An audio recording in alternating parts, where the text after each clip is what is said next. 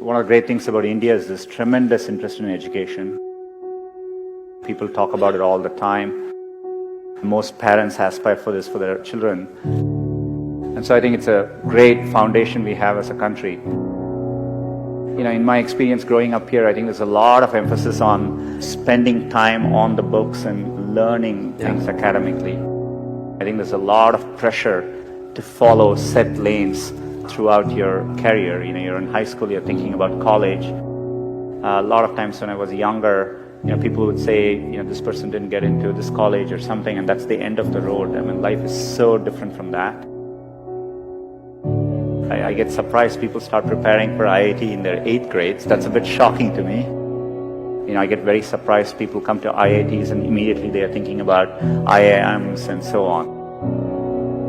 The US, for example, most students don't choose their majors till their final year. So people explore different things and find what they're really passionate about. The way I dealt with these things was try and feel what I really enjoy doing and pursue that. I would do what feels something like you like spending time on. I would use that as a yardstick and not feel the pressure to do what others are telling you to do. I've always wanted to work on computing, build computing products. The thing which still keeps me going is the desire to build products which will be used by billions of users and makes a difference for them. And that's what I've been focused on. It doesn't need to be even in engineering. There are many, many different ways, and you'll see this later in life. People do well from all walks of life. I think education needs to evolve and change just like with everything else. Getting into an elite institution doesn't guarantee success. It matters a lot, but it doesn't guarantee success. I would like to see people value creativity, value experience of doing things, taking risks. It is important to be well-rounded. I would encourage people to try different things, take some risks, follow their passions a little bit more, enjoy what you're doing. And what matters most is loving what you're doing and trying to do well at it. So I think if you follow your heart and do what you like, you will always do much better.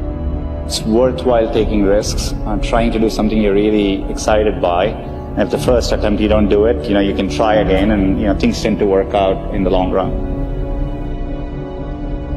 If you work on really difficult things, you're better off because you have no competition. Others aren't working on that difficult a problem. Even if you fail, you end up doing something great in the process. You want to aim high enough that you fail a few times. I think that's the natural part of the process. Setbacks actually don't matter. In Silicon Valley, part of the reason so many people start up a company is starting up a company and even having failed, you can wear it like a badge of honor. And I think that's important. Culturally, risk is rewarded. So I think it's important to keep your hopes, keep your dreams, and try to follow them. Most of how life plays out is up to you, not up to what happens outside of you. And I think it's important to keep that in mind and take the long-term view. Some point in your life, you have to work with people where you feel a bit insecure, because that means you're working with people who are better than you and who are pushing you. If you actually feel very secure in what you do, it means you're doing something comfortable and you're not pushing yourself. There are many, many times I felt working with people in a group, am I doing enough? These people seem much better than me, and I think it's an inherent part of learning. And as a leader, I think it's really important to build organizations where people actually want to work together and trusting them to doing the right thing. And as a leader, it's less about trying to be successful and more about to make those people successful. I'm absolutely, with full certainty convinced that India will be a global player in the digital economy, and it'll be competitive with any country in the world.